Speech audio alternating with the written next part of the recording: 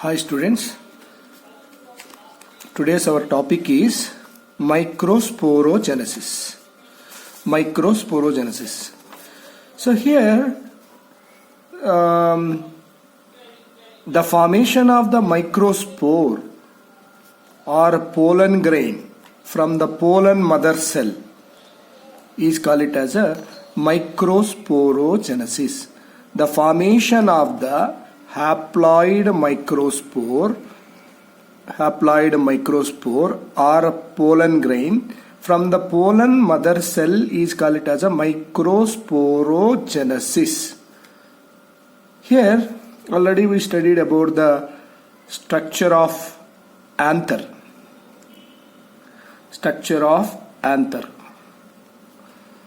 So here what happened? Inside the anther we see the pollen sac or microsporangia. 4 microsporangia are present. So this microsporangia are surrounded by the epidermis, endothecium, middle layer. This is a epidermis, already we discussed. Epidermis, endothecium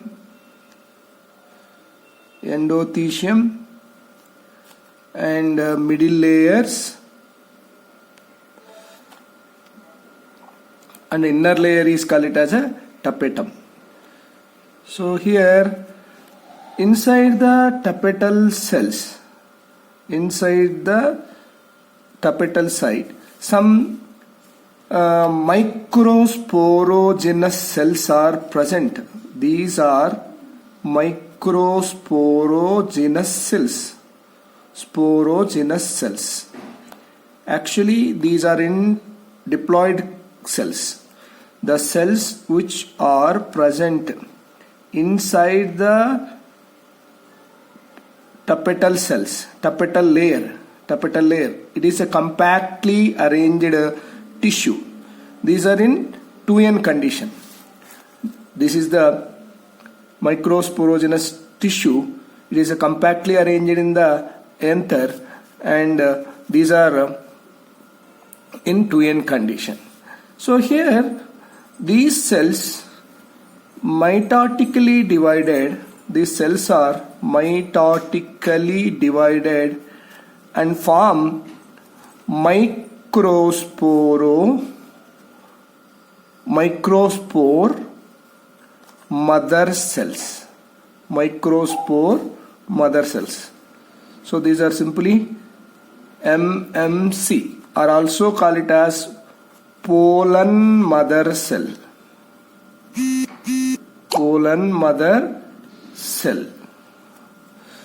So these pollen mother cells are in diploid stage. Now the pollen mother cells inside the tapetal cells, they are loosely arranged. Earlier it is a compactly arranged tissue, and now when they get the food material, they compactly arrange. These compactly arranged cells are loosely arranged in the microspore mother cells. Loosely arranged, these are called as a pollen mother cell or microspore mother cell. These are in the diploid condition. This diploid condition, microspore mother cells are pollen mother cells undergo by the meiosis and give rise to tetrad of the 4 haploid pollen grain. So suppose it is a pollen mother cell. This is a pollen mother cell.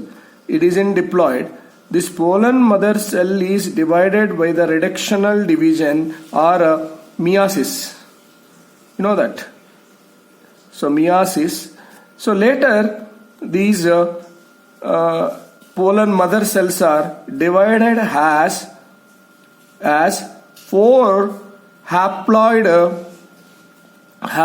pollen grains or microspores.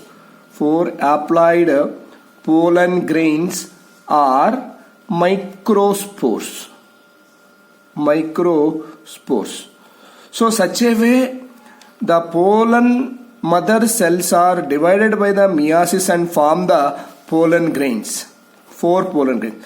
These pollen grains actually not divided initially. Initially these are not divided. They are arranged in one structure. They are joined. So because these cells are joined by one material, one chemical, that is called it as a callose. The callose is a chemical which involved in the joining of these 4 cells. Now this is called it as a pollen tetrad. Pollen tetrad.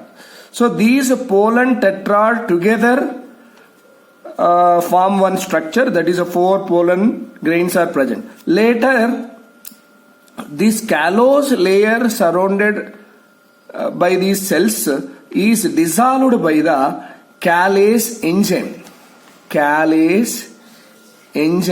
which is synthesized by the tapetal cells, and then these are separated as a individual pollen grain or microspores. These are the haploid structures because of the reductional division taken place in the pollen mother cell. So actually whenever these cells are formed, we'll see the diagram here. When they are together, pollen tetrad, the pollen tetrads are different types. So this is one type of pollen tetrad. It is a tetrahedral pollen tetrad. 1, 2, 3 pollen grains are present. Backside one more is there. That is called as a tetrahedral type of pollen tetrad. And isobilateral tetrad. 4 cells are arranged like this.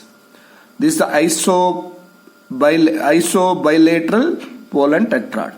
And decussate pollen tetrad. Here 2 cells are arranged in above, 2 cells are arranged like this. This is called as a decussate pollen tetrad.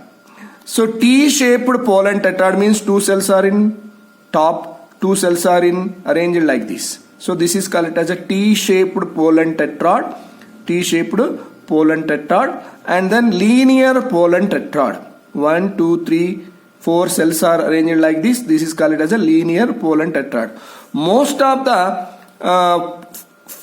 plants have this tetrahedral pollen tetrad only. It is present in the dicotyledon plants. This is present in the dicotyledon plants, and these are present in the monocotyledon plants. So decussate is present in the magnolia. T-shaped tetrad is present in the aristolochia.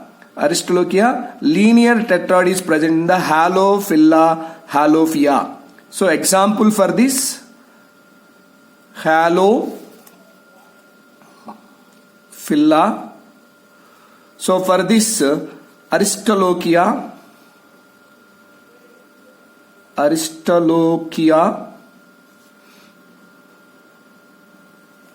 Next decussate magnolia. Example. And isobilateral in monocotyledons. And this tetrahedral dicotyledons. Tetrahedral means 3 cells are in top, and backside one more cell is present. This is the tetrahedral pollen tetrad. Like this, the pollen grains are formed in different ways. So these are joined by the one structure, the one chemical, that is called callose. Callose chemical is present between these cells. Because of that they are joined. When callase enzyme is secreted by the tapetal cells, these are separated and form as individual haploid pollen grains. So such a way the pollen grains are formed in the plants. So the formation of the pollen grain is call it as a microsporogenesis. So next, coming to the next part, during this period, during this microsporogenesis, the spherical bodies are formed inside the tapetal cells. So inside the tapetal cells, some spherical bodies are formed. These spherical bodies are called it as these spherical bodies are known as Ubis bodies. Ubis bodies. So before the tapetal cell disintegration, these Ubis bodies are formed in the tapetal cells. These Ubis bodies mainly made up of one complex substance that is called it as a sporopollenin. This sporopollenin is a polymer of carotenoid. It is a polymer of carotenoid. After the formation of Ubis bodies in tapetal cell, the tapetal layer is degenerated. Now the tapetal layer is degenerated, and finally these Ubis bodies participate in the formation of the exine. This is a exine. It is a outer layer of the pollen grain that is formed around the pollen grain. It is a hard material. Now the thick walled microspore are called it as a pollen grain. These are in a haploid nature. So coming to the flow chart. So once again we see this flow chart. Androecium, you know that androecium has a diploid condition of the cells, and it is made up of with stamen. This is also called it as a microsporophyll. So it has a filament and anther. Filament and anther. In filament and anther also having the diploid cells. And the anther has a microsporangium. Already we discussed microsporangia. So microsporangia has an anther walls and sporogenous tissue. So anther wall and sporogenous tissues are present. So already this one.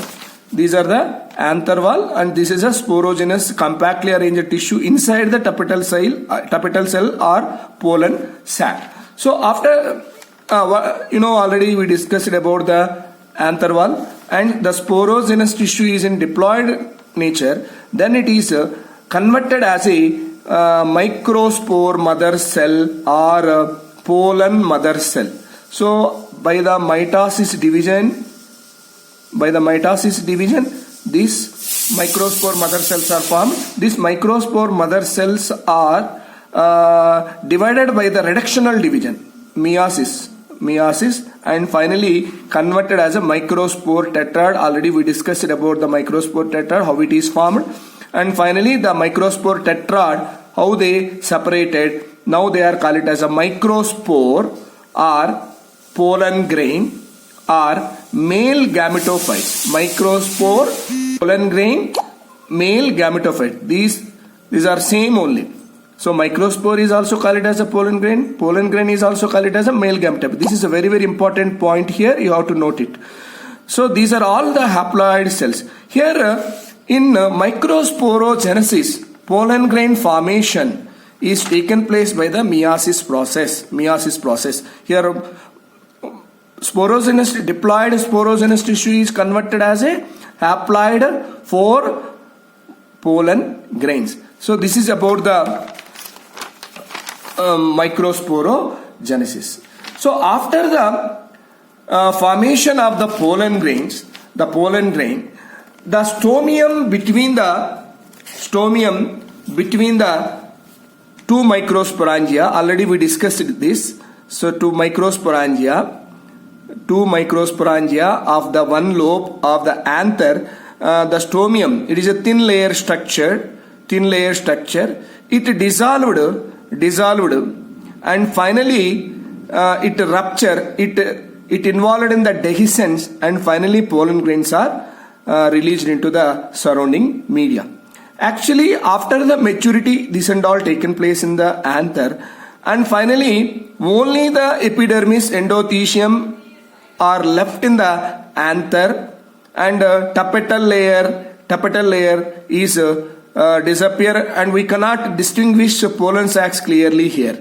So the pollen sacs are separated by the tapetal layers in one each lobe. So now we can't see that structure pollen sacs because tapetal layer is dissolved and degenerated. Because of that, these are looking like in one structure. So the stomium is dissolved by the dehiscence because it is hygroscopic in nature, and finally pollen grains are released into the surrounding media. Then these are involved in the next mechanism. So those are involved in the pollination mechanism. So today, this is today's class. Thank you.